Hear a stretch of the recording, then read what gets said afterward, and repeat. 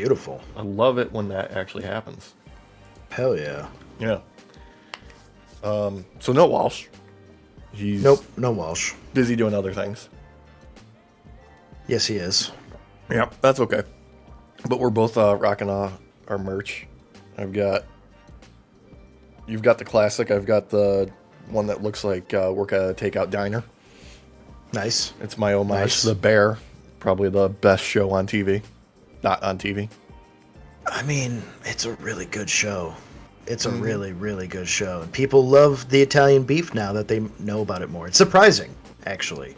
Dude, anybody who lives in Chicago or in the Chicagoland area has zero excuse not to know about a good Italian beef. People outside of Chicago, I give them the benefit of the doubt. I honestly was surprised because I have a family member who lives in Montana. Mm-hmm. And they were teaching people what the Italian beef was and making it for them, from scratch. And it's just really surprising to me that people don't know it. I would have thought it would be more of a universal kind of food in America. I would give them a little bit of credit because nobody fucking lives in Montana. True, there's like 9 people. There's 9 people. And a couple of bison. Yes. Yeah.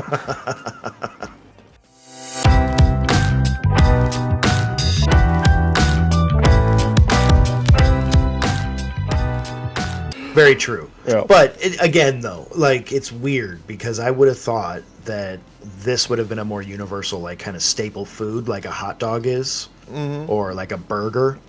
Yeah, but in Illinois, Chicago, it is. Yeah, Chicago style dogs aren't universal. No. I'm just mean hot dogs in general. No, I guess so. But Philly cheesesteak, you can't get Another Philly staple. cheesesteak everywhere. You can get imitations. You can get versions of it lots of places, but I don't think I've seen a Philly cheesesteak down here in Florida ever. God, really? Yeah. There's like a shop dedicated to just different types of Philly cheesesteaks here. Yeah. Dude, Philly cheesesteaks rule. Heck yeah.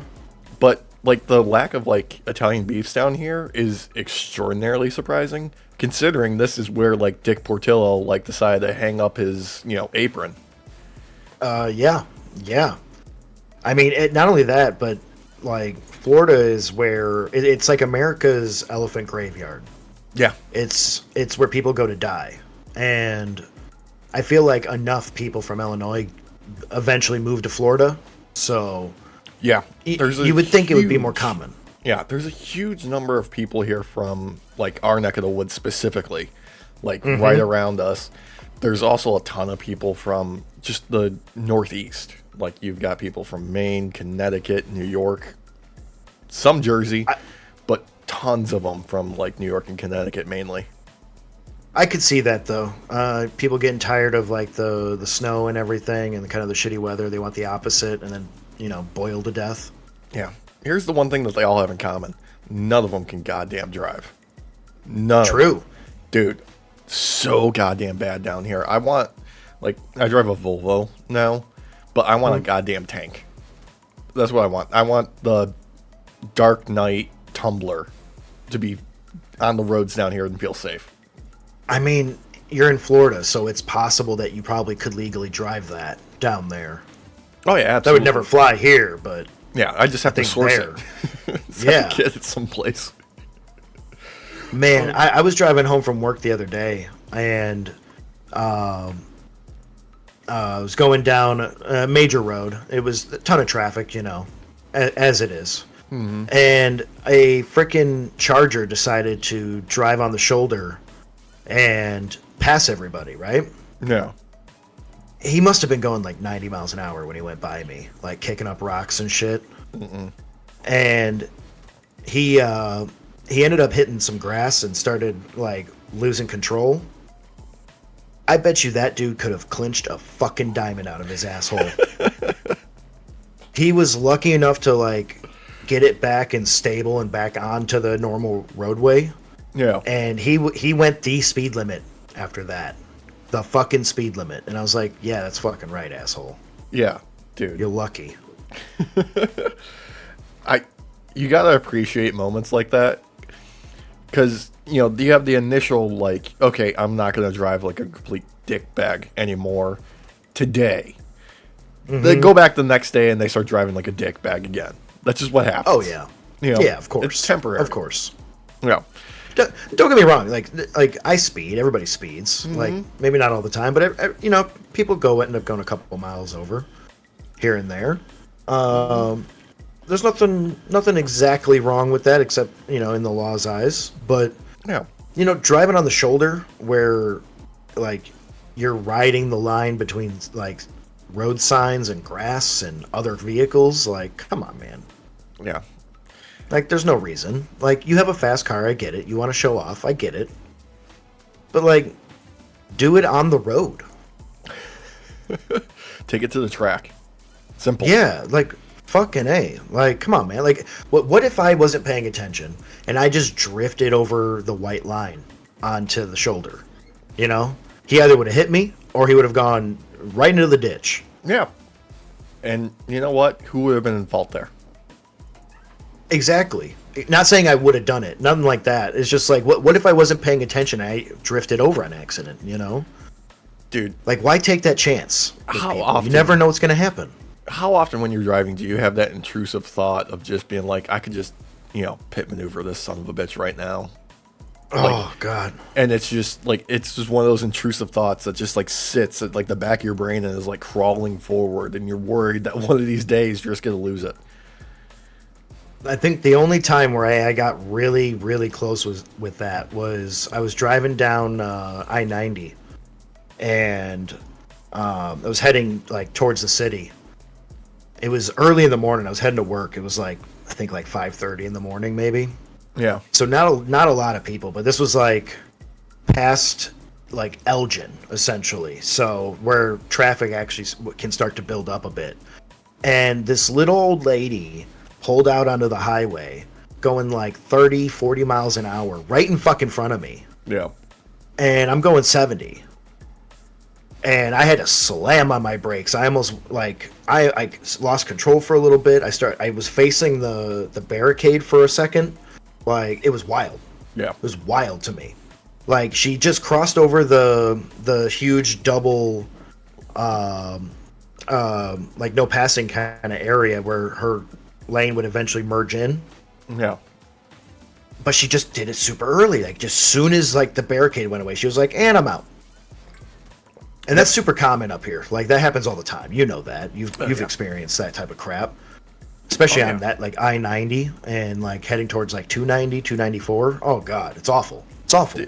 Dude, there's areas where it's just awful in general. Like, there was that one time I was up near a little bit north of Batavia, and I was making that left turn, and it was like, I mean, there was heavy traffic that day, but, I had the green light. There was nobody coming. It's like a 35-mile-per-hour zone, and I got T-boned by somebody who whipped around the corner coming the other direction, who was doing like 60. Of course. Of course. And like in that area, there's like a bridge and everything. Like it's meant to be slow for a reason. Like you have two major hills. Yeah. Going down into a river with a bridge in between. Like, why would you go that quick?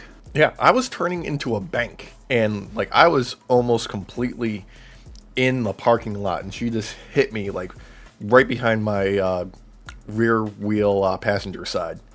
Just bam. And I had to have that. My insurance company's like, oh, we're totaling the car. Sorry.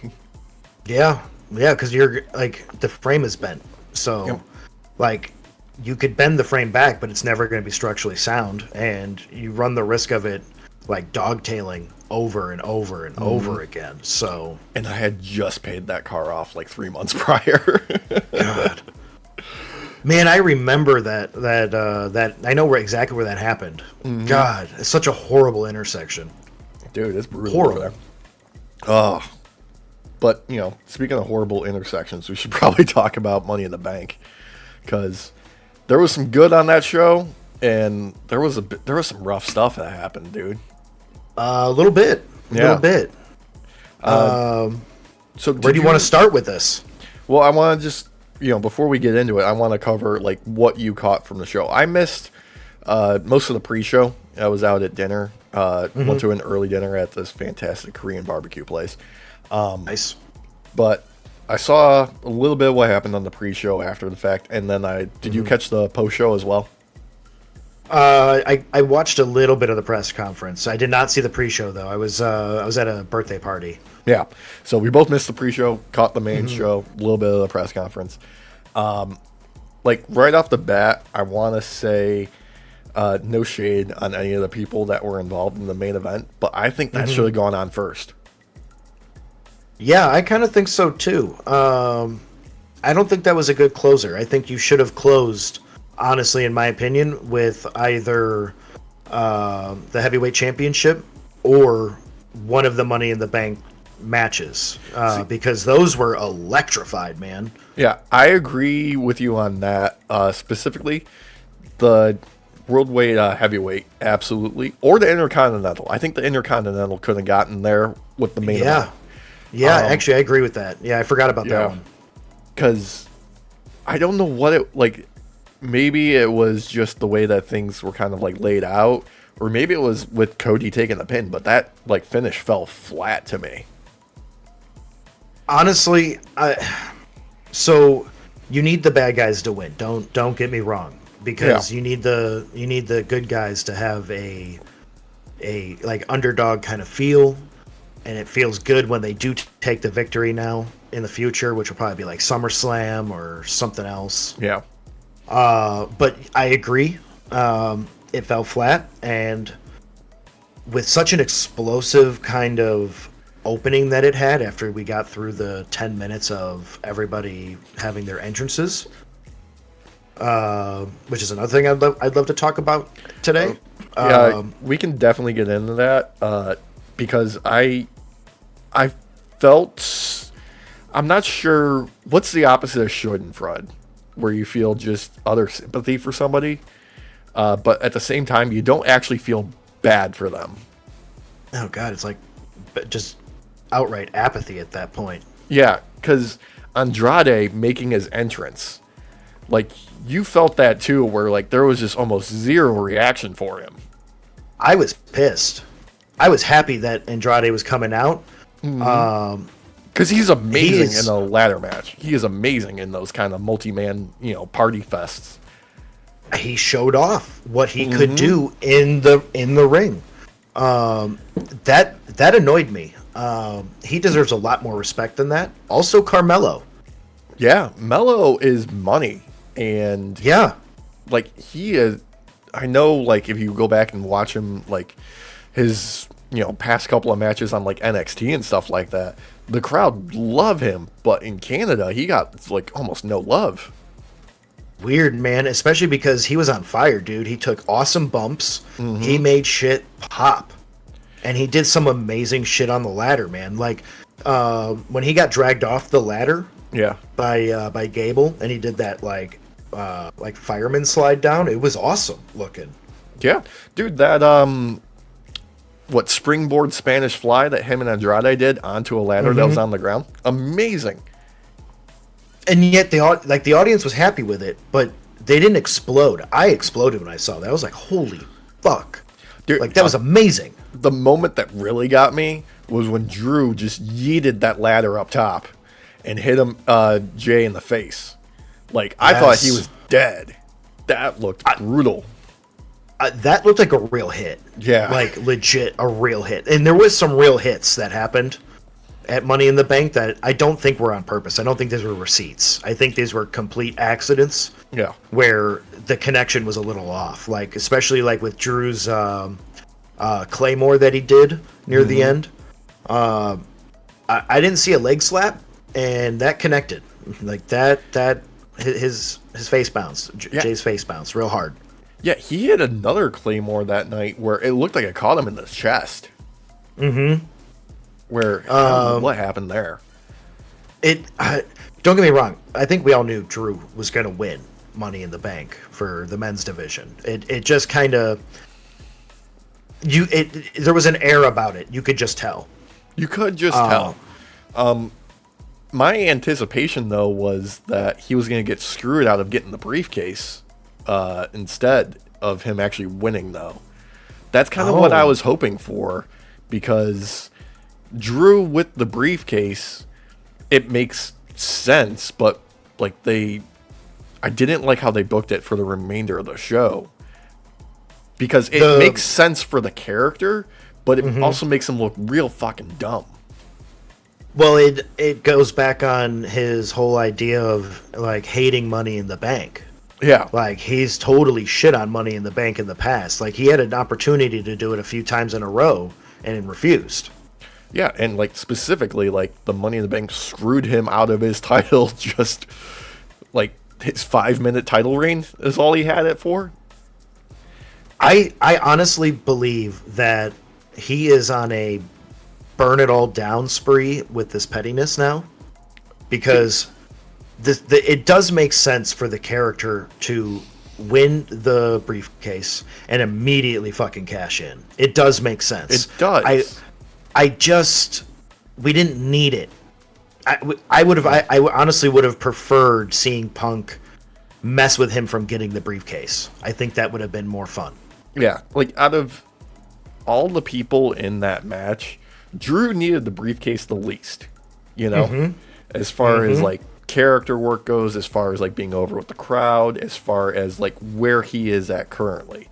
Now, him having the briefcase and doing what he did later on in the show, that also makes sense for his character, but it also made him look like a fool, because instead of like he didn't wait long enough.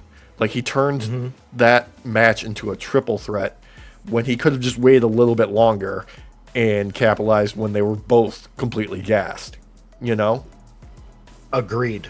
It opened it up for Punk to come in because a triple threat has no DQ. Yes. And anything goes. So, like, I know that's why they did it, so that they could continue this, but I honestly believe Punk fucking with him in the Money in the Bank match itself, in the ladder match, would have sold so much harder on their feud. Yeah, I think that would have made more sense, in my opinion, because in Punk's character's, like, sort of arc here, there was no way he would have acknowledged that Drew was going to win that briefcase. So he should have interfered with him getting the briefcase rather than, because Drew didn't know that, you know, Punk was going to be there. You know, it makes more sense for Punk to interfere at that moment rather than later on in the show. Because, okay, you were hiding out and secretly at the show in case Drew won. Like, right. That's poor planning on my part. It honestly is. That's why it was so weird and kind of jarring.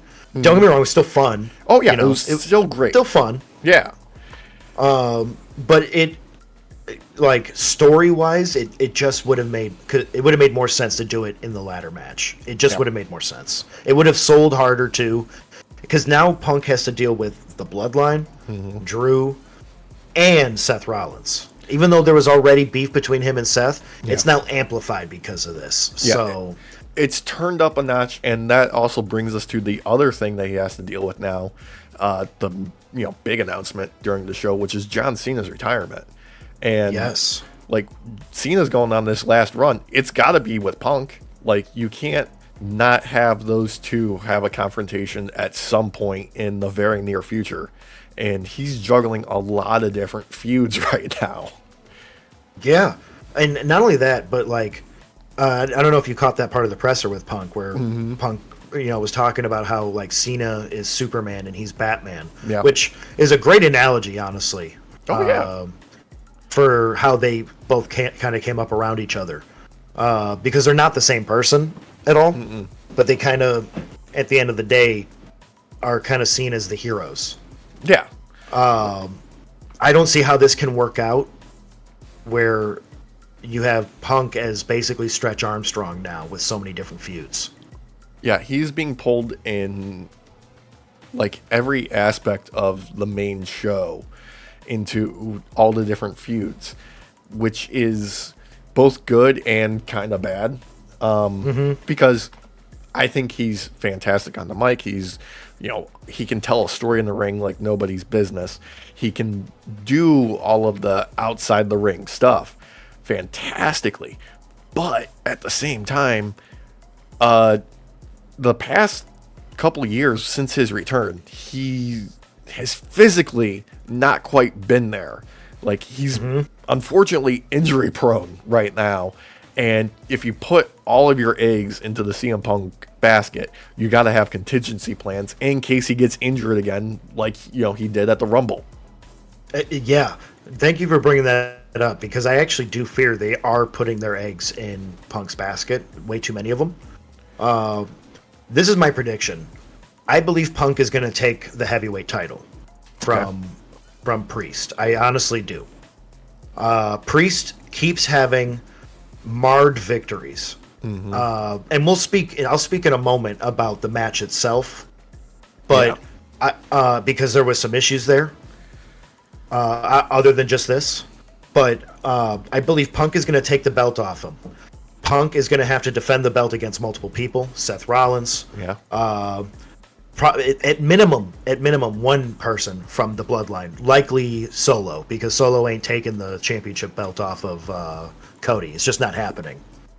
I don't see it happening, at least.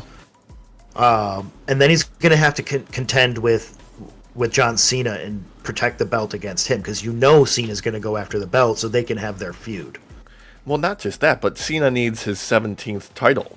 He needs that record break.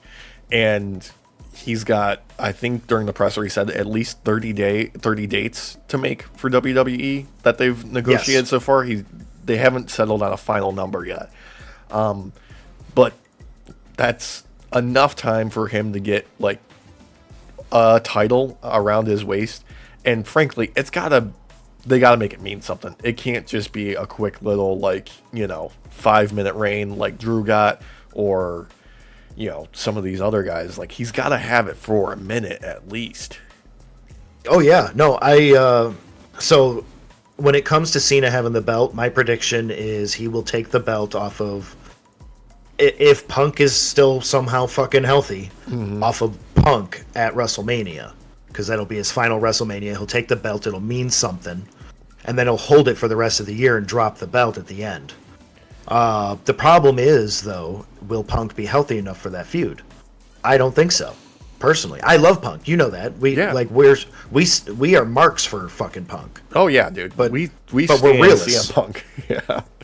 But we're also realists about him.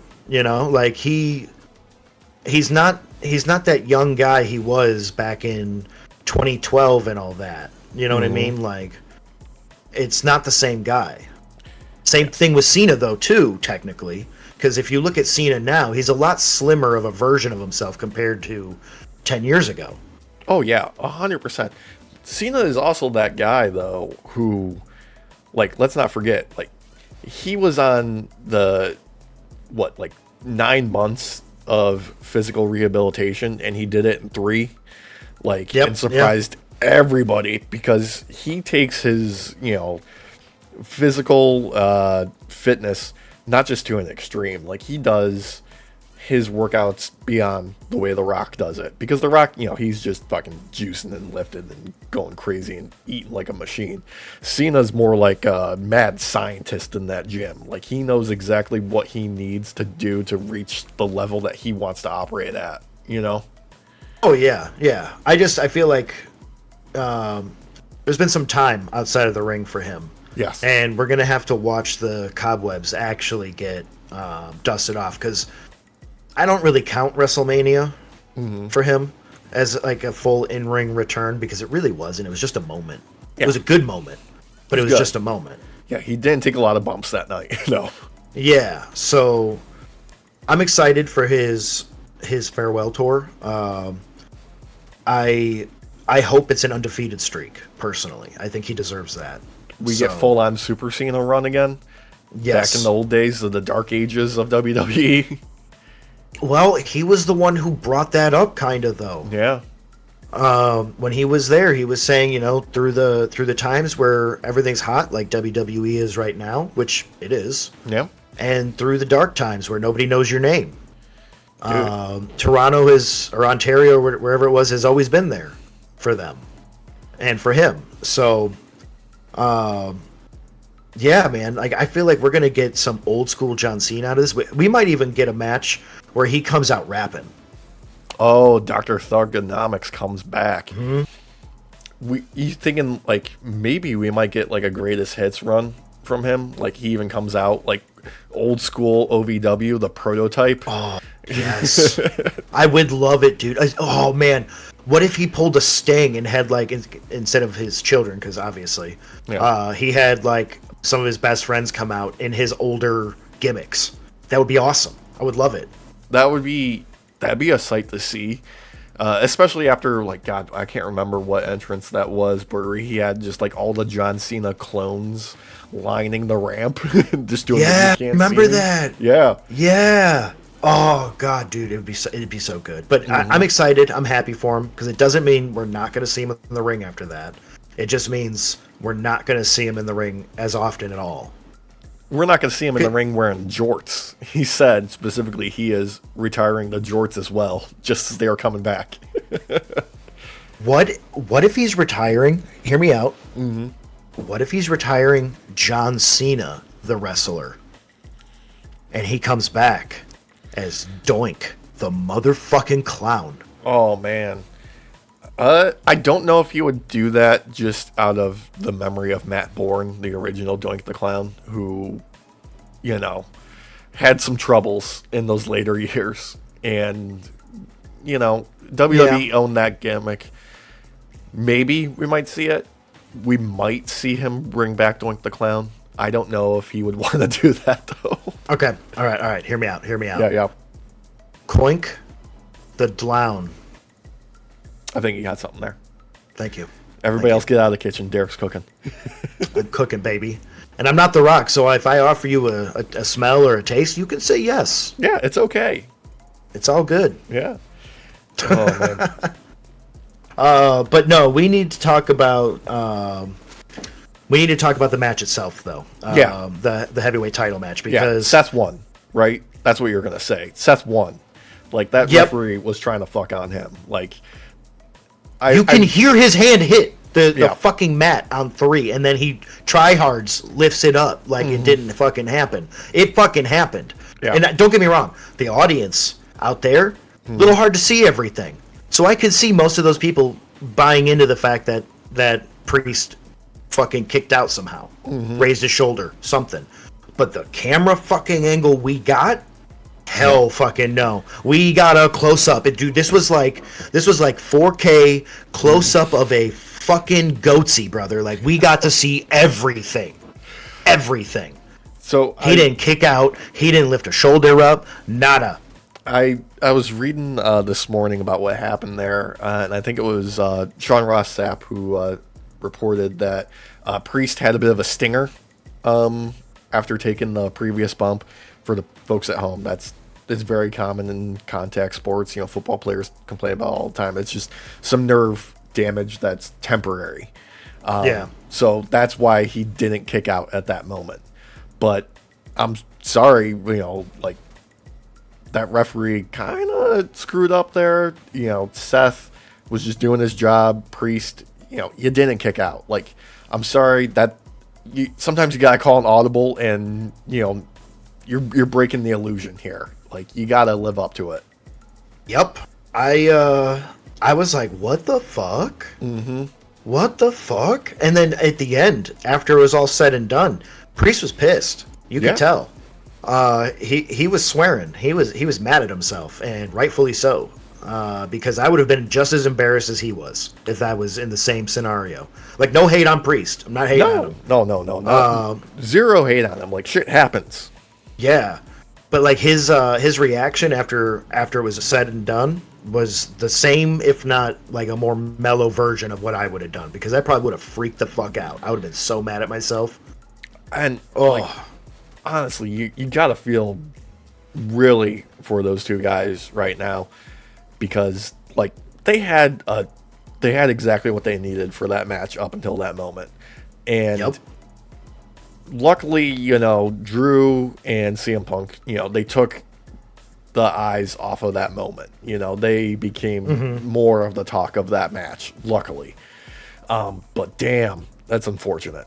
Like, there was that, and then there was that, that miss with Zoe Stark. In the I knew you were going to say that. Yeah, that was scary, though. I'm glad she's okay. I thought she killed herself. Yeah, I'm glad she's okay, man. Dude, that was scary. So for anybody who didn't see, she went up from the outside of the ring, the outside of the ropes, got up on top of the top rope and went to bounce off and do like a rear spinning backflip. And she kind of came down hard on her head. Yeah. And I think she both hit the mat with her head and the ladder, though, personally. She at least grazed that ladder because it looked scary. Yeah, and she got up right away, but... There's some CTE for you, like that for sure. There's no shot, man. Because, and don't get me wrong, she still kept fucking going because a lot of that shit's muscle memory. But there was like a secondary kind of botch from her again after that, where it seemed like she was still stunned.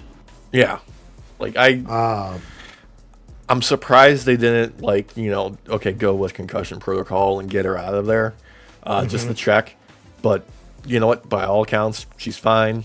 No problems, no issues. So maybe I'm just being overly cautious.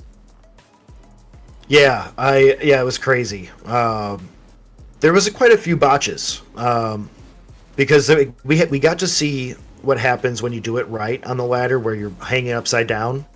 I can't remember her name, but she power bombed Io Sky off the ladder. And it was clean as fuck. It was nice. Yeah. But we saw Gable do like a German suplex and get his leg caught wrong. Yeah. Where what's her face had her feet kind of hooked into the rungs of the ladder. Gable on the top of his thigh got caught, and I was certain he was done after that. I'm not gonna lie, because of the way how much weight went down. I thought he wrenched his leg out of his socket. Like, no shot. Dude, like, that could also just be a testament to how good Gable is, where that was 100% on purpose, and he wanted to make it look as painful as possible because he is just that good. I wouldn't put it past him, you know. He put on a fucking show at Money in the Bank, man. Fucking show. Standing suplex, fucking Drew. Standing suplex, a motherfucking ladder. Yeah. Like, what? Does the like a hanging fucking German suplex off the ladder. Yeah. Does a front facing suplex. Was it to Carmelo over the rope onto the ladder that was on the announcer desk? Holy fuck, was he on fire, man. Holy shit. Dude, he has just been showing why he's been with the company for as long as he has and why he deserves to be, in the over the mid card, closer to the main event. Like, I honestly think once they figure out what they're doing with the Wyatt Six and him, or they reveal to the audience what they're doing with him and that, he is going to be in a whole nother stratosphere. Yeah, honestly, he's so over as a heel right now. He sells it so goddamn well, too. Yeah. Just so goddamn well. And then he backs it up with in-ring fucking antics like we saw in the ladder match. Yeah. Like, the dude's nuts. Like, he puts it on the line, man. Shout out to Carmelo as well, though, obviously. Him and Andrade. Like, props were not given enough to them. By the in-house audience. Like, those two, they were the fucking glue. Seriously. They took so many goddamn bumps, and they did it so goddamn well. That's the thing that I always come back to with Andrade. Like, his in-ring acumen is unquestionable. The dude has got it made where it counts in the ring. I don't know what it is, his outside of the ring, that doesn't connect with the audience. Like, is it just like he doesn't have the right aura? Is that it? Is that all what it comes down to? I think part of it's the mask. I don't like that thing. It's kind of weird. He only wears it for his entrance, though. You know. Which is why I think it's weird, though. If he wore it more often, I think it'd be different. But it's like, just pick. Like, I don't like any of these mask helmet things that anyone's been doing. I was really glad that I didn't see it on Priest or Cody in Money in the Bank. I was like dreading seeing that shit again. I don't like it. I know some people do. That's cool. I just don't. Yeah, biggest offender is Finn. Finn Balor's masks that he uses for his entrance are absurd. I'm not the biggest fan of this like bag mask necessarily, but it is the cooler of the masks that people are doing. Yeah, it's in my opinion, it doesn't suit where his character is at currently. Nope. Because he's got a bit more of like this hard edge, like streetwear vibe going, and he's incorporating these masks that feel like they're like adjacent to high fashion, you know? Yeah, like he's a floity-toity rogue type, and he's not. He's kind of like a street brawler type right now. Yeah, like I see Finn as more of like, you know, a guy that will, you know, stab somebody in the back when they cross him, instead of this kind of like refined like guy who would, you know, challenge someone to a duel, you know? Yeah, more proletariat, less bourgeoisie. Yeah. Yes. Yes, and I agree. Which, nothing against him, though. I do like this kind of brawler kind of style from him. And I feel like we're about to see him stab Priest in the back, personally. And rightfully so at this point, with the way that Priest has been, you know, talking about the Judgment Day and just the way he's been carrying himself. Like, sorry, dude. Like, you fucked up. Yeah, I'm expecting him to actually help Punk take the belt off Priest. Or even go for the belt himself. Yeah, I could see him going for the belt himself, primarily just because Priest has pissed him off. I don't know how long they're going to let this one kind of simmer. This could be one of those things that they just keep, you know, at like a slow, low boil until Rhea comes back. Yeah, I feel like Judgment Day will be destroyed before she gets back, though. Personally, I feel like Liv is alienating Dom, using Dom to alienate Priest more, because she's already seen how Priest lashes out at the group itself, is more of like a abusive father kind of figure in the group. Yeah. I think she's using Dom as a puzzle or like a chess piece to get this split to happen, and Finn is the wedge that'll be the final kind of split. Yeah, like it all kind of hinges on Finn being able to break, right? That's kind of where you're getting, like, he's the fulcrum point that she's leveraging. Like, Dom is like the tip of the iceberg. That's how she gets her way in, and then Finn is where she applies pressure to make it break. Oh yeah, and the fact that she's doing this whole like daddy Dom thing, like makes, like, obviously Dom's trying to act like he doesn't like it and all that, but he really does, because otherwise the shit would have ended already. Yeah. I like this play she's doing it because it makes her. It makes you underestimate her. Yeah. Heavily, which I think is the point. And I'm really enjoying it because I'm waiting for, because you can tell she's talking to Finn on her own without anybody around. It's been like 3 chats now they've had. I think it's inevitable that she's the one that forces Finn to make a play.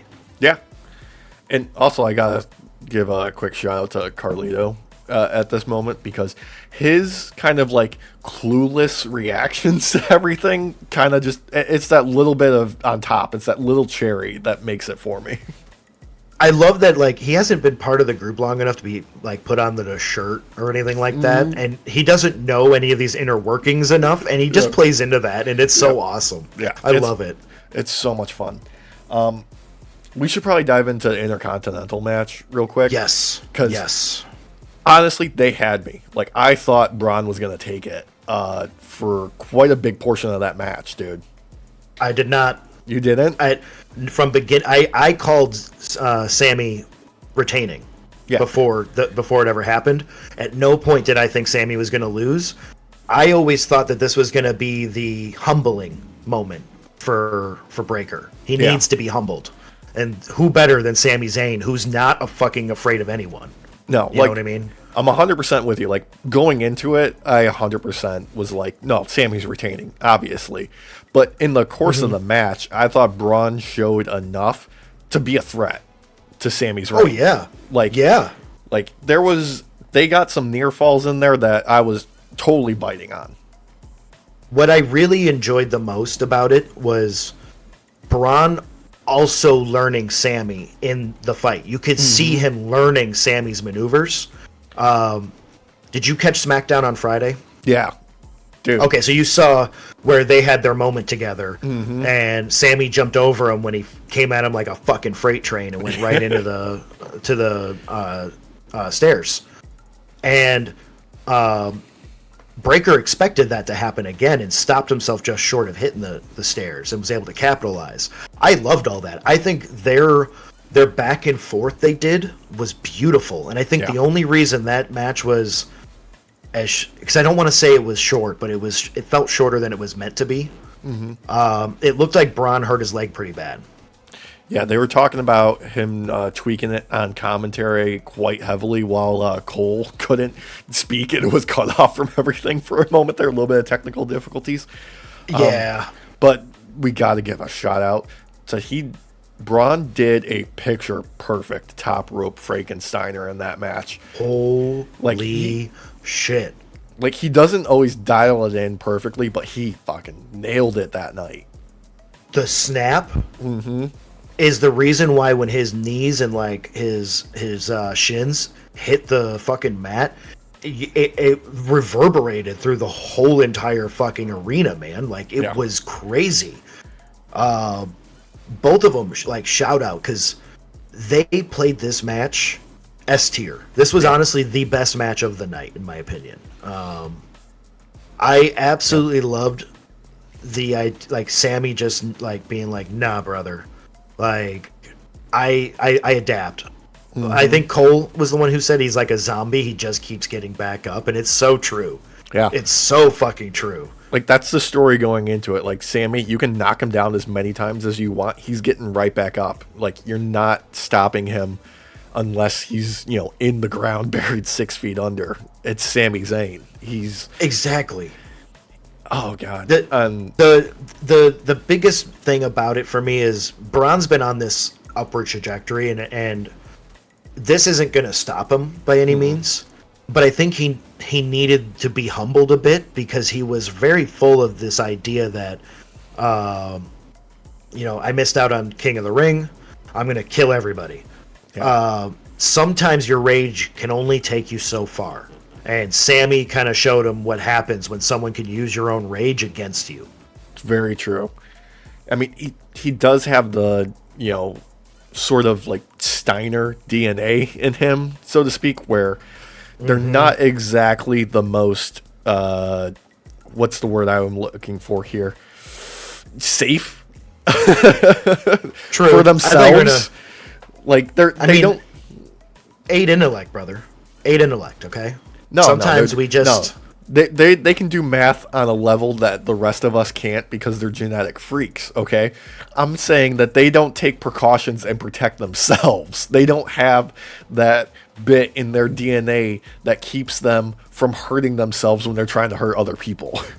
Yeah, the fear trigger. Yeah, they don't have the fear trigger. It doesn't exist. There's no self-preservation there. No, I agree. I think that Braun has shown he's very smart, though, compared to some of his family members by never bringing math into anything he ever does. Oh, dude, he's got a 33% chance at sacrifice, and that spells disaster for you, Samoa Joe. Oh, my fucking God. I fucking love the signers, dude. So do I. But honestly, though, I feel like this could lead to them working together in the future. Because I think this will be the first time where Braun truly respects another wrestler, like the character does. Yeah. mainly because he was like, the way I'm going to show you respect is by showing you none at all or whatever in the ring when they had their little tiff.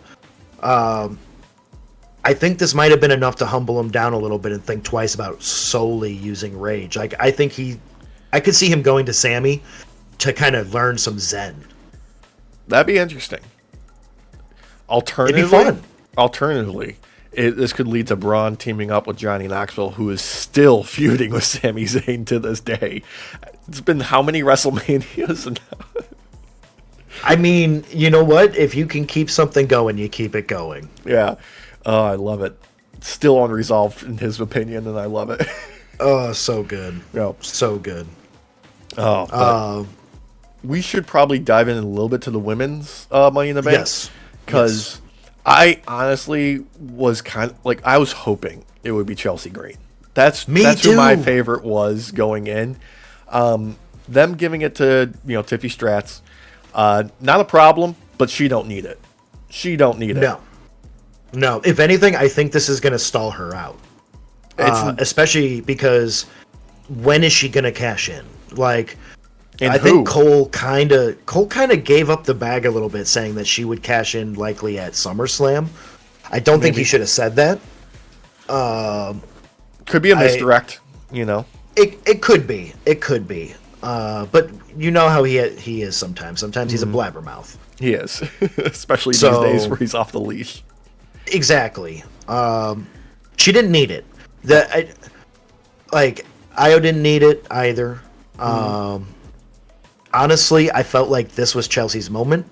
She is very much the women's division, comedic role, kind of like how R-Truth is the men's division. Yeah. And unlike how a lot of these gimmicks tend to typically go, she's completely over with the crowd. Yeah, it does not it doesn't matter that her in-ring appearance is not like a crazy high flyer type or anything like that. Like, she can be the goofy accidental victory type, and I felt like this was the perfect opportunity to let that shine, because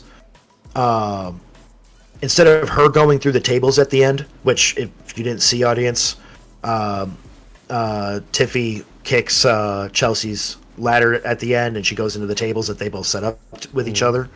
I felt like that was the perfect moment for Chelsea to do that. Yeah, her overcoming her fear of heights that they've been working for the past week and a half. I want to say they've been pushing it real hard, and here's what I'm foreseeing. I foresee they're gonna have Tiffy's run with the briefcase mirror what they did with Damien, where she's just going to hold on to it for a real long time in the anticipation of when she finally cashes in, it's going to get a massive pop. I feel like that's kind of the run that they're planning for her. There's two options in my book of where it would happen. SummerSlam. Yeah. WrestleMania. One of those two. Yeah. If she doesn't cash in before January, it's WrestleMania. That's there's no other path. There's no other reason to do it any time other than that if you're going all the way up till January. Yeah, there's just not. But overall, the match itself, they put on a goddamn show. That was a great Money in the Bank ladder match. That was you couldn't ask for anything more, really. I honestly believe it was better than the men's, and the men's was amazing. But the women's was more consistent and showed more danger, honestly. More risk-taking, and I loved it. Don't get me wrong, Tiffy was great. Yep. She kind of got the Drew treatment, where she didn't really take as many bumps. That's kind of how you could tell a little bit that she was likely going to win. Yeah. That's not always the case. I'm not saying that's 100% true, but that usually kind of gives you some insight. I feel like there was almost, other than Io and Tiffy, the rest of them deserved that briefcase for different reasons. Yeah. I totally follow you on that, and I do not disagree. Maybe it's just because I think both of our favorite was Chelsea Green overall. But you know what? I can see her making this work for herself and continue to get more over keep moving up, keep the momentum. I don't think this will stall Chelsea Green at all. What I really love about her character, and it's kind of been an evolution over time, is what the biggest thing I like about it. It started off really kind of wacky and goofy, but over time it's still comedy. Like I'm not, like it hasn't left the comedic realm. It's more refined now. It's more character driven versus just wackiness. Yeah. I feel like this would have been the perfect shot for her to take the briefcase and then actually take the belt. And have like a wacky belt holder for a bit and have it be like accidental style victories where she accidentally lands on top of her opponent and the count out happens. Shit like that. And it would be believable because she's so fucking good. And it doesn't have to be long either. Like No. she could, like 1 to 3 months, I would say, is how long you could run with that specific style of gimmick before people get, entirely sick of it. Because, they're not going to have her on every show. They're not going to have her defend her title that often, but they can pepper it through, in between a couple of the big shows and then, take it off with somebody else. And they can legitimately win, Well, like you could have it so that Rhea takes it back from her when she returns. Yeah. Have her hold the belt in that like month to 3 month window before Rhea comes back. Have her like defend the title, like for like maybe 5-6 times, and has these like dubious, hilarious victories, and then Rhea, mommy comes home and she's like, "I'm taking my fucking belt back." Yeah. It would work. I would love it. And not only that, but it would supercharge her character even more to where it would be more believable to become, let's say, like less comedic and more serious if she wanted to go that route. That would be like a good tipping point to be able to do that. Yeah, there would be a catalyst to initiate that change. Yeah. Well, I mean, we'll see. It's Someday. it's the media aftermath. We still have got like the Raw after Money in the Bank where they can wrap some things up. But Either way, Yeah. S tier. Like that match between the two, that was the best one. yeah, that was the best one. That was the better of the ladder matches. Absolutely, there is no doubt in my mind about that. The only thing left though is like the post show, and fucking Drew, being the GOAT outside of the ring, interrupting the roundtable post show, just cursing up a storm, ready to burn the world to the ground. Pierce coming out to get him, off camera. Wade Barrett stepping in because he's the only one that Drew doesn't immediately attack. Is just some great long-term character stuff that you'll love to see. Yes, and this still could have happened if Punk had done his shenanigans in the ladder match. Yeah. This still would have sold the same way, this part. You could have kept this part all together. Yeah, honestly, they were telegraphing things a little bit with just the way that they laid out the show with the men's opening it. And then, okay, well, Drew's got the briefcase for the rest of the night. They still got how many title matches to go? And Drew took very, very few bumps in the men's match. He was basically just sitting on the side for like 10 minutes doing nothing. Which, that's... You can lay that out as him being strategic because he knows that if he's not, like, he was the prime target and they were teaming up on him.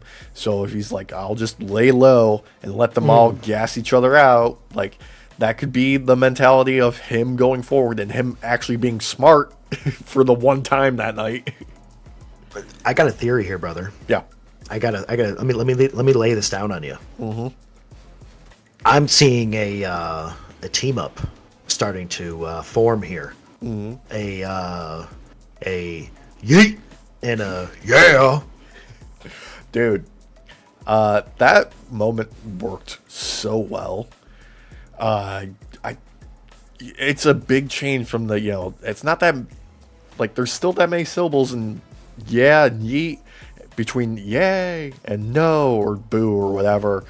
But I want to say, like, I don't even know what you call that team when they team up. Is it L.A. Yeet? Yo. Yo. Oos Knights. Oos Knights. Yeah. Yeah, dude. Main event I think champions. LA Yeet is better, though. Honestly, that fucking slaps, brother. Holy shit. Yeah, That WWE put fucking that on a shirt. Whoa, copyright that shit before you say that. No, dude, they're already on top of that. They probably are. If they have any indication of doing that, they've already copywritten that.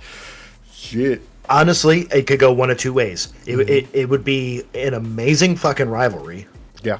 that would go down for the ages of single word fucking gimmicks or shouts or whatever you want to say, or the best team up ever.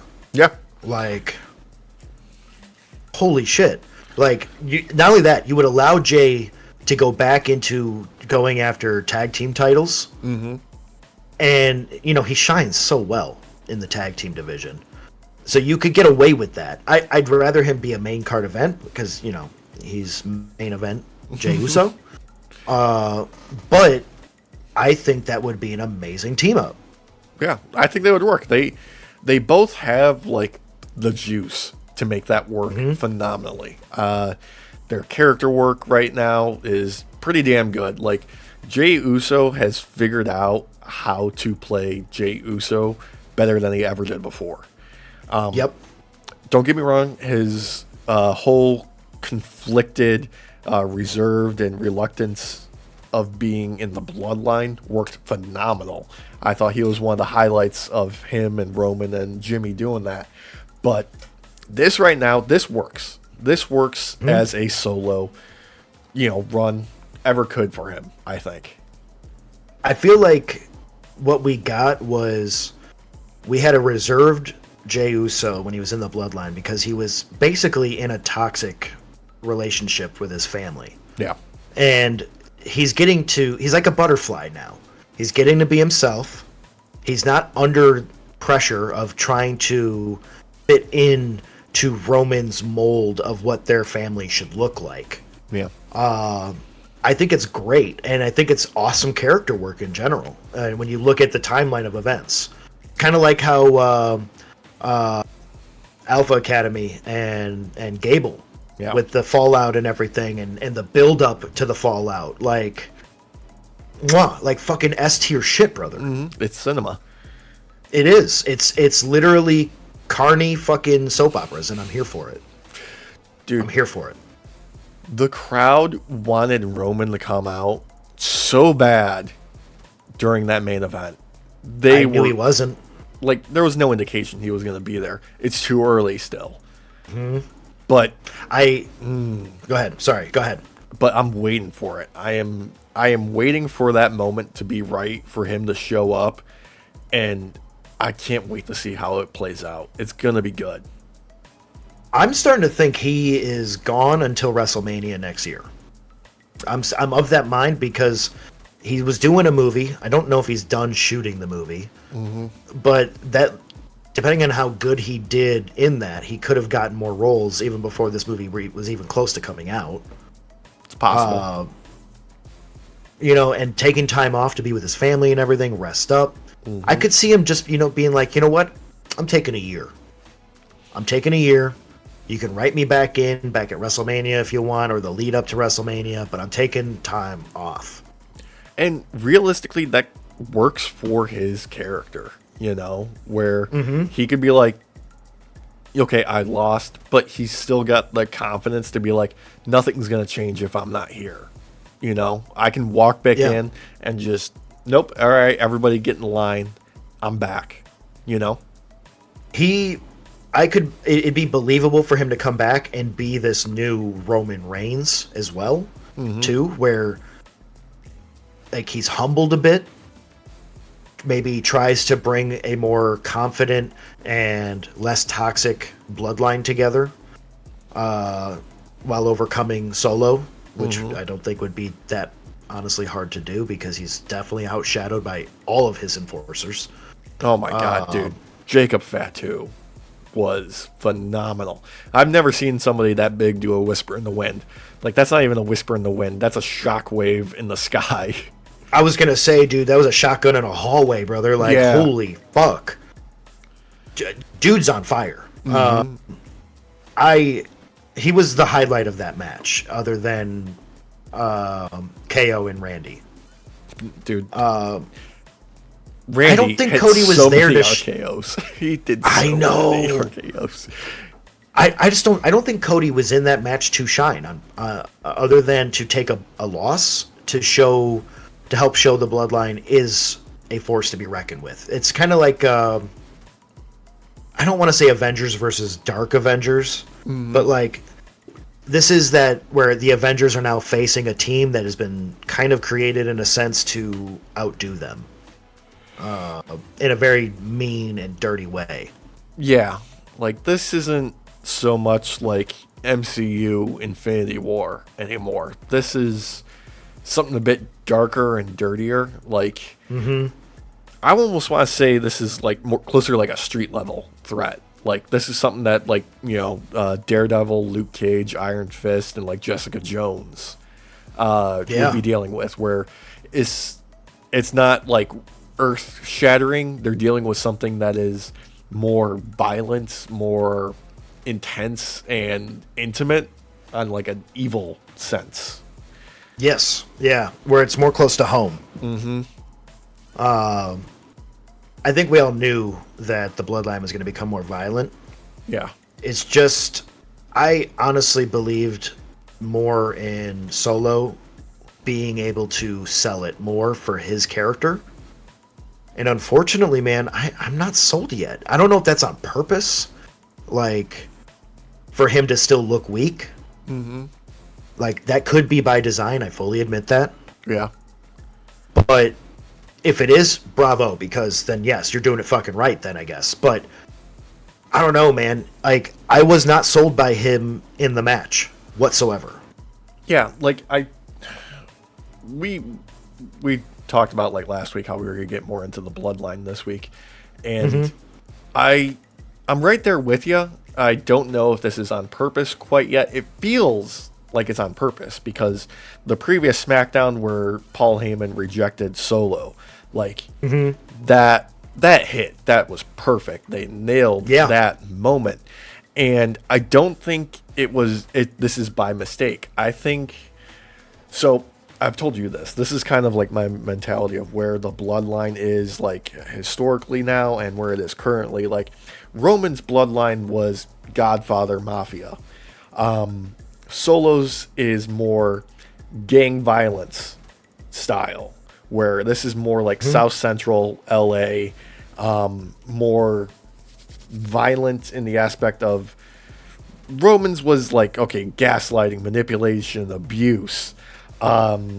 Solo's is more ferocious, more violent, more... I don't know the exact word for it yet, but it feels like it's more chaotic. It's less about the mental abuse, more about the physical environment of brutality in the Bloodline. Which is actually when you have a hostile takeover, or like you have a vacuum that needs to be filled by a leader being lost, and when the organization is built upon it being kind of like that. Yeah. Kind of like that, right? Like a triangle of power. Yeah, like a triangle. It's not a pyramid scheme. No, it's not a pyramid scheme. But usually, one of the people that were on this portion, just below the top part, they're usually one of the people to fill in that power vacuum, and they tend to be more violent because they feel like they have to really, really show that they are meant to be in that position, and they don't understand the intricacies of the previous entity that was there that used more conniving methods to get people to be on board. This happens in real life all the time. Like if you see a hostile takeover of a company, you'll see like massive layoffs and shit with no thought to the people that actually make up this company. You see it in the mafia when a capo or whatever, a lieutenant decides the guy in charge should no longer be in charge, they're going to kill him and then fill the void. And then to show that they are meant to be in that role, they'll kill a lot of people below them. I mean, just we see it point. on bigger scales with, Iraq, Iran, every, South American dictator that's ever existed, that wasn't cooed by the CIA. Shout out to Bolivia, brother. Yeah. God damn. That's believed to be a CIA job, this most recent one. And it failed. It failed. And apparently, a lot of people are saying it's because the CIA's gone woke.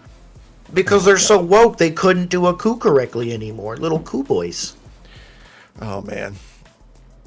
CIA, man. If the CIA went woke, that would be hilarious. Like, can you imagine them, like, oh, we're gonna funnel some money into this, socialist country and depose their leader, but we're giving them rainbow-painted AKs. Right?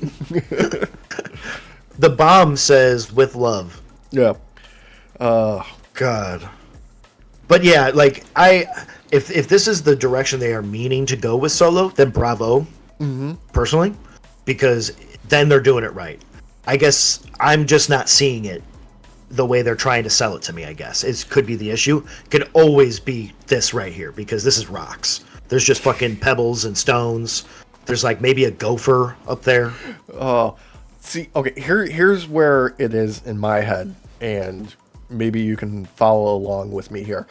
The version that we're seeing right now with Solo, like how you're seeing him as being weak, is intentional. Okay. And what is happening is he is trying to reform the bloodline in a, not necessarily his image of what he thinks it should be, but what he thought it was supposed to be.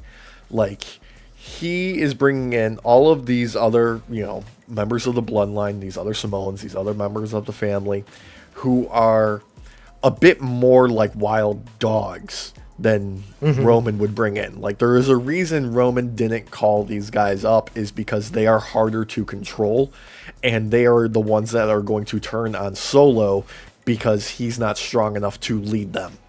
And that is going to be Solo's downfall. That's some 5D chess, and I like it. Yeah. I'm on board with that. Yes, that actually makes a lot of fucking sense. A lot of sense.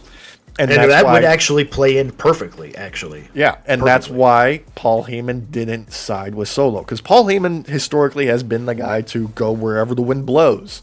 Like, he is he's a greasy slime ball that will, okay, this is going to make my life easier. I'm going this way. He didn't do that with Solo because he knew that Solo would fail. Solo doesn't have what it takes to be the tribal chief. It's more than just loyalty. It's also Paul Heyman being the same conniving bastard he's always been. Well, he's a natural worm tongue. And he plays the part really fucking well. Like, behind the curtains type thing, I think we brought this up to each other, but he didn't go to bed before the acknowledgement ceremony. He stayed up real late to be super tired and have red eyes. And the disheveled beard, the 5 o'clock shadow, a little bit more than 5 o'clock shadow. That was like a 2-day shadow. Yeah, a little bit. Yeah. But the level that he's willing to go, man, the dude's a fucking actor. He's great at this. He is so in tune with carny bullshit that I don't know if anyone could do better than him at this point. I think it's if you're going to be like the manager type, the wise man, if you want to call it that, people are going to be looking up to Paul Heyman for decades to come. They're not going to be able to redo what he's been able to do for these like past 10, 15 years. Yeah. And have you seen his, I think it's in between the ropes, the occasional like on stage like Q&As that he's done? The man is both out of character yet still in character when he is doing these, and it's fantastic. Like, he is giving like, his behind the scenes peek, and he is talking about, things that, you really shouldn't talk about in the business, but he's not breaking his character of Paul Heyman, the individual, which is it's next level. He's so like the man can. He what was it from Tommy Boy? He could sell a ketchup popsicle to a woman wearing white gloves. Yep. It is true. The dude, he was made for this type of business. He was just made for it. And I got another theory here, brother. Let me lay this on you. Yeah. I think we're going to see Paul Heyman stand in CM Punk's corner. Oh, like yeah. he used to. I think that is inevitable at this point. I want that. When Punk and him were in the ring together and he begged Punk to take him with him, I think that was a little bit of foreshadowing, personally. I do believe we are going to see a reprisal of him standing in his corner like he did back in the day, and that'll lead into a lot of the feuding with Cena. I like that. I like where that's going. I want to say that can lead into Punk finally getting another title run, in my opinion, with that being like, oh my God, dude. What if this is what they actually were able to sign Punk for?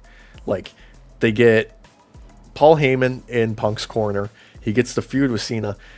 They do Cena's last WrestleMania main event. Cena's got the title. He takes it off Punk. Punk finally gets what he always wanted, the main event win at WrestleMania. I would fucking love it, dude. Oh, I would love it. God.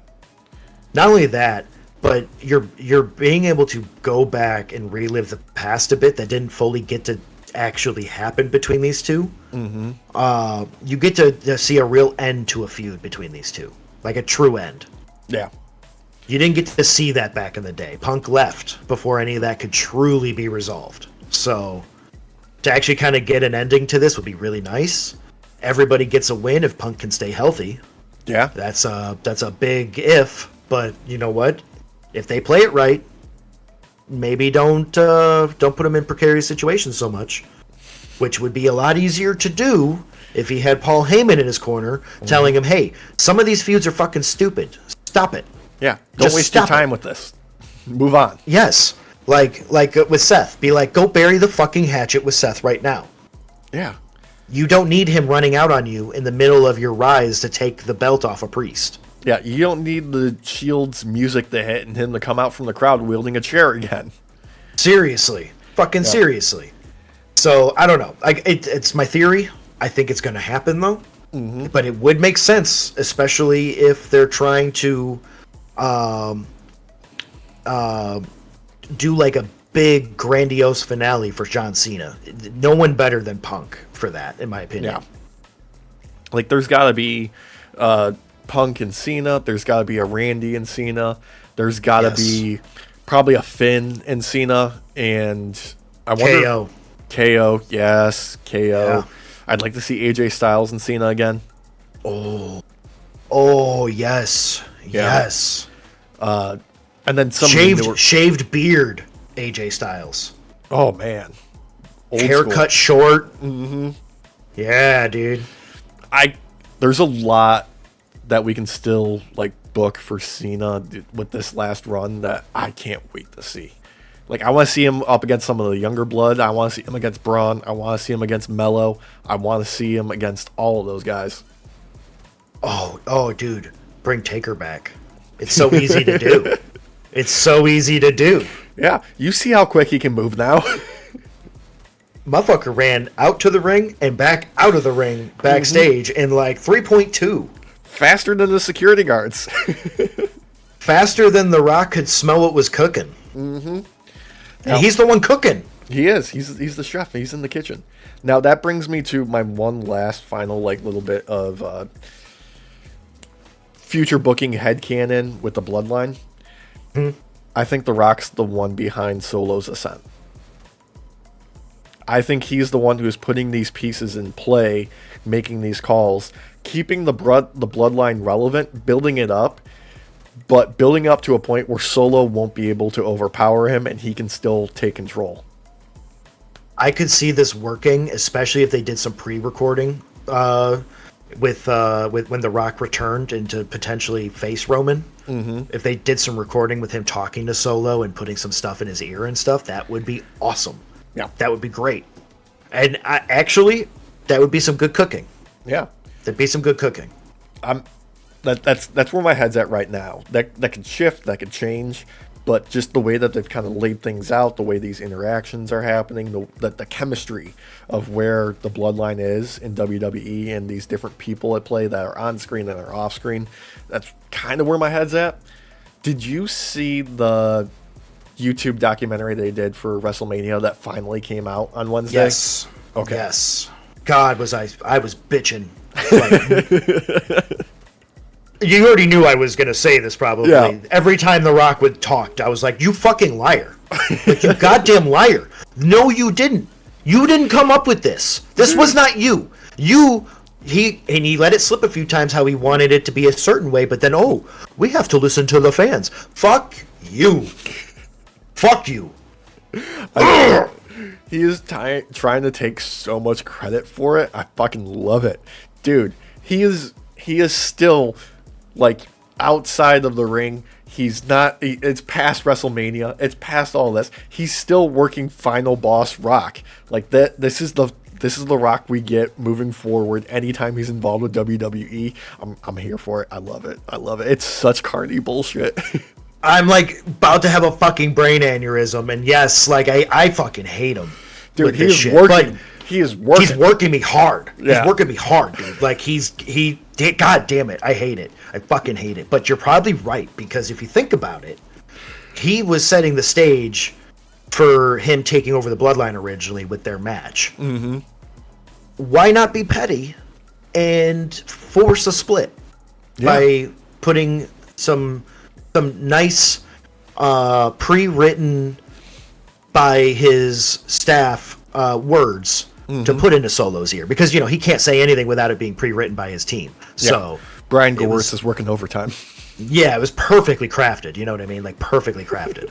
And all the while he is standing there while also recording himself eating In-N-Out Burger while saying, "Wow, I've never had this before. This is the first time I've ever had this while I have some of my tequila." Yeah. Dude, did you see, I think it was like a couple days ago, his post on like Instagram about Disney? No. Okay, his production company is doing something with Disney, and he just, like, in the super long fucking description, you know how he does that in all of his social media posts, he was just he's like, it might be one of these things. You might be getting The Rock's cheat meals at Epcot. You might be seeing his tequila brand at the whatever bar in Disney, or it might be this or that. Like, he's just fucking, now he's, who knows, we'll see. His production company, $7 is doing something with Disney now. I'm not surprised. Maybe they're gonna bring back the young Rock again. God, well, I mean, at the very least, he has his Moana character to use. Yeah, so I can see him trying, because he tried to take over the DCU, failed fucking miserably. As only a carny wrestler fucking could. Oversold the shit. I honestly, like, I don't know exactly if we can lay the blame on him for that, because DC is not good shape at that point in time. Like, it was a mistake for him to do that, 100%, but, like, that was more a failing on everybody's part than just him. Well, I'm not going to say DCU was, like, clean in this, because they definitely were pushing him hard because they needed fucking something. Yeah. But they didn't know the kind of devil they signed a fucking contract with. No, because he tried his fucking damnedest to take over, like, fucking literally, and have everything be Rock branded and fucking Black Adam. Like, dude, you don't even know this character. You don't even know him. You act like you do, but you don't. You just played him like you did the fucking Scorpion King. Like, fuck you. Yeah. Like, the biggest mistake for Black Adam and The Rock is that it came too early for Rock to realize that, oh, wait, no, people will still like me if I am a villain. You know? Yes. Like, if we got, like, current day Rock now going back and starting production on Black Adam, I think he would have the presence of mind to be like, oh, no, I can be a bad guy and people will still like it. I don't need to be a hero. And I can make this work properly the way it's supposed to. They played way too much in this, like, anti-hero bullshit, which, don't get me wrong, Black Adam can be an anti-hero for sure. But when you are getting the initial version of Black Adam to meet, this is the origin story, right? He should be a fucking bad guy. Yeah. Like, legit a fucking bad guy. You should not see him as a good guy whatsoever. No. Not only that, if you're going to try and portray him as the good guy, it should only be near the end where he actually makes the right decision, but for all the wrong fucking reasons. Yeah. Something like that. Like Black Adam fucking does. Like, come on. Exactly. I mean, we'll see what happens now. We still got, like, some James Gunn action happening in DC. Have you seen the set photos from Superman? I have, and I'm actually really excited. I didn't think I would be. Yeah, me either. I'm kind of like every time I see something, I'm like, wait, what? Okay, wait a minute, it's James Gunn. I'm just gonna have faith. He knows what he's doing because, dude, Nathan Fillion as a Green Lantern, Guy Gardner, he's got the bowl cut, man. He's got the bowl cut. I know, but who better than to revitalize Guy Gardner than Nathan Fillion, though? Because I'm sorry, but Guy Gardner's kind of not that great of a character. Overall. No, he's a terrible character. He's the worst. Horrible human being. He's the worst. Horrible human being. Yes, super racist. Just the biggest fucking bigot out there. Has no reason to be a good guy. Yeah. No reason. If anything, if he was gonna be a Lantern, he should be either a fucking yellow or a red, and that's it. That's it. Yeah. I know he's been a yellow before. I know, audience. I know. Yeah. But he should stay that because he's a piece of shit.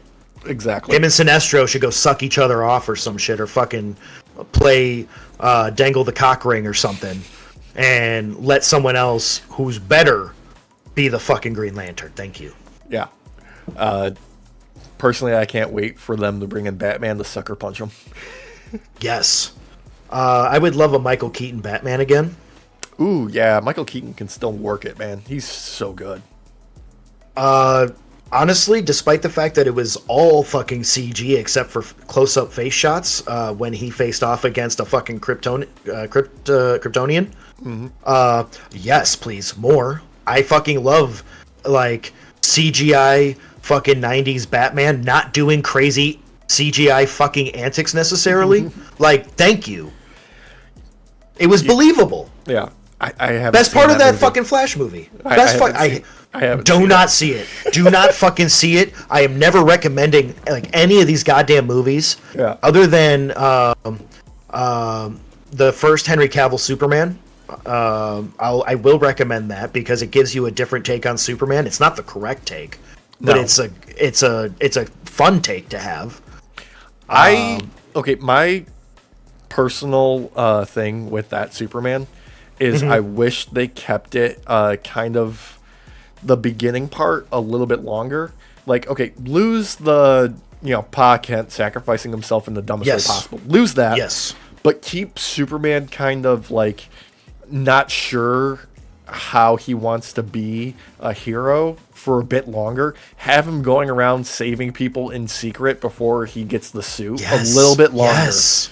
Less montage, because we got a montage of it. Like, fuck that. Give us like a full like hour of him just trying to figure this shit out. Yeah, I wanted more of that. Like, build that conflict within himself more, rather than him having the snap Zod's neck at the end kind of out of nowhere.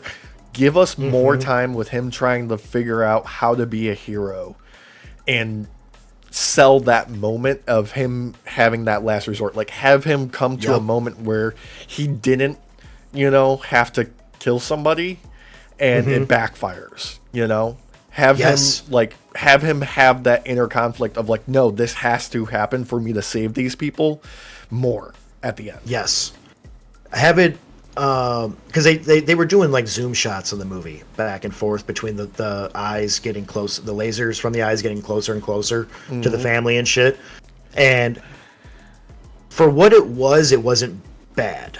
Yeah. But it did not sell it in a way to make it believable for this version of Superman we saw, where we only got a fucking montage of him figuring it out. Yeah.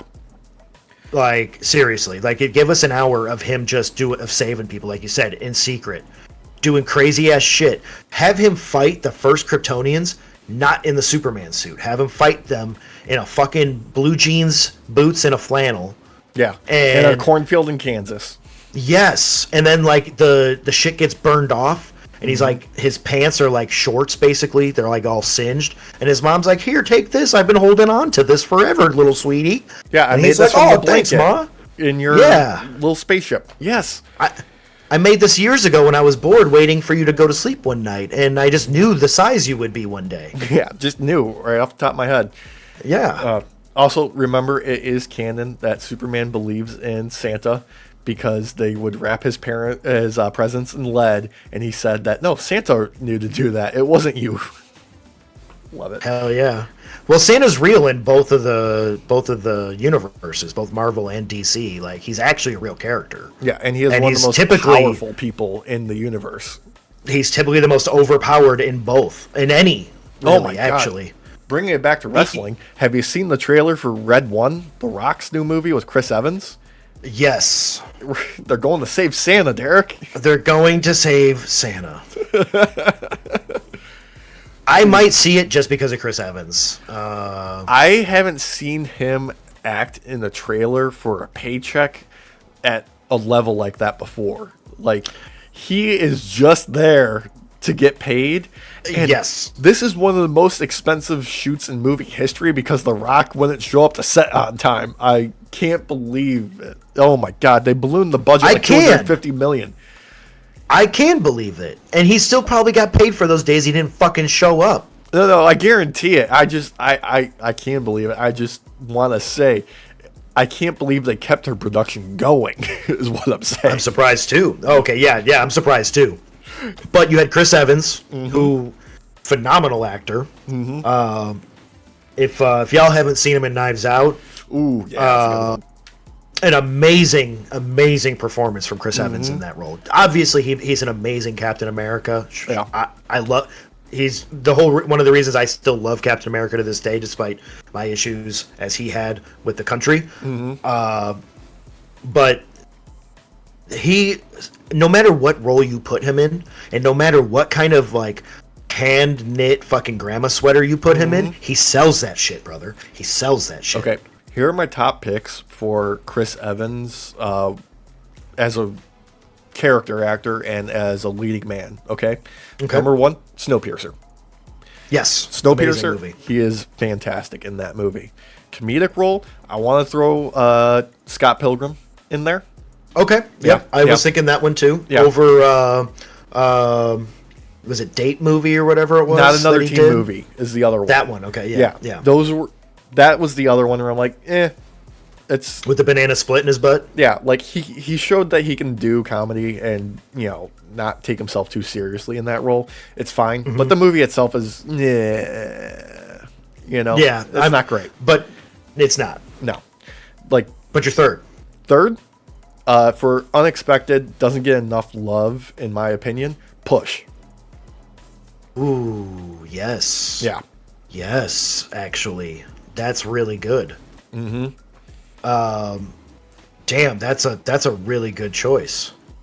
Because Knives Out would have been my third. Yeah, no, Knives Out is fantastic. It's great.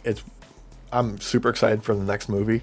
But you know what? Like, that one gets the love it deserves. Like, that's an appreciated role. I'm talking like the stuff that like most people, they, whatever about.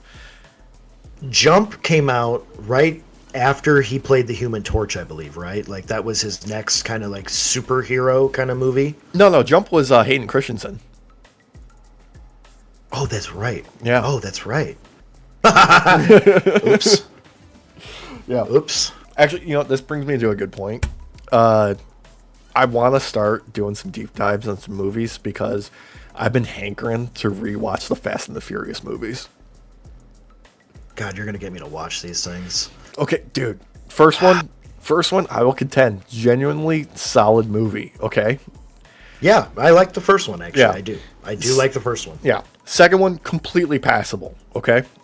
We can. It's a good continuation of the first story. No, it's not. No, it's not. It's terrible. It's a terrible continuation. Vin isn't even in it. That's why it was a good continuation. But it does set up Ludacris as a character, and he's fun. He goes from being a mechanic to top level hacker by the end. It's hilarious. And he's the one that questions. He's the one who breaks the fourth wall, isn't he? In No, the it's later Tyrese. movies, like It's Tyrese. Oh, is it Tyrese? Okay, Yeah. Yeah.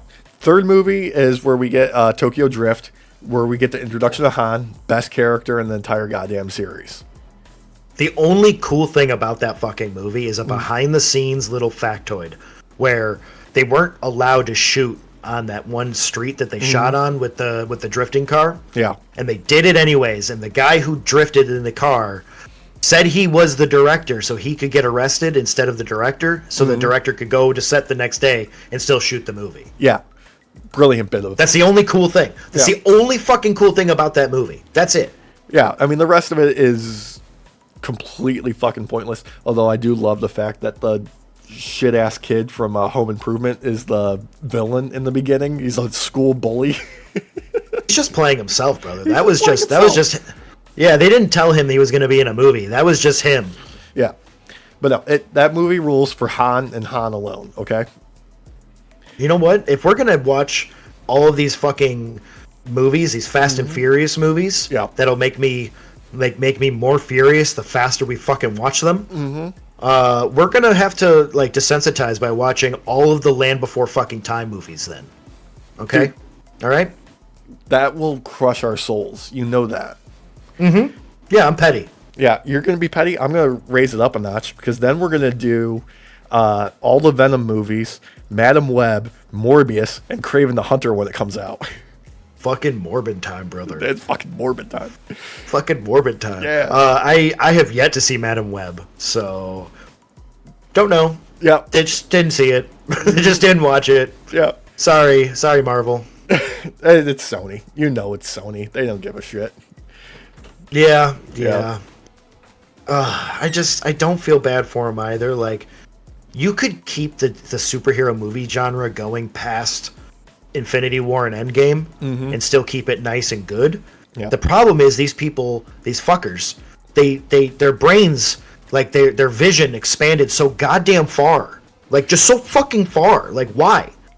Well, we can at least take some solace in the fact that Kevin Feige realized he was making a mistake and has scaled back the MCU, and they're not pushing out 6 movies a goddamn year anymore. God. Don't get me wrong, at first that was awesome because they had the vision already fucking planned out. Yeah. They had an end game in mind. Nice. This has no end game, you can tell. Yeah. I didn't actually do that on purpose. That actually was on accident, and I realized as I said it out loud. God damn it! You gotta take credit. I don't for want this. You gotta roll with it. I'm self-deprecating, brother. I gotta. You know what? The audience deserves to know I'm not that fucking cool. Okay. I think they might already know that. You know, I could be wrong. I'm pretty fucking cool sometimes, but I make up for it by being a fucking idiot. Yeah. Oh man, we're gonna debate this more in the future. We're gonna save that for another episode. Until then, I'm gonna say thank you everyone for joining us on your night off. We'll see you next week. Remember, do all the engagement stuff. You know, click the like button, hit subscribe, do the notifications even if you're so inclined. There's a little bell if you hit the button. It does a whole little animation when you do it. It's pretty. It's nice. It's really cool. Yeah. And also, you know, there's links in the description. We got merch. Both me and Derek are rocking our merch today. We look pretty fantastic, don't we? I don't feel like turning around to show the cassettes, but I'm wearing the cassette shirt. Hell yeah, dude. And if you made it this far in the video, comment down below, Sauerkraut Sundays. I want to know that you heard me. Sauerkraut's pretty fantastic, actually, now I think about it. Eat that in a Sunday version, brother. Confused. I'm intrigued. But I'm into it. I am too. Yeah. Anyway, we'll see you next week. Say goodnight, Derek. Have a good night, everybody.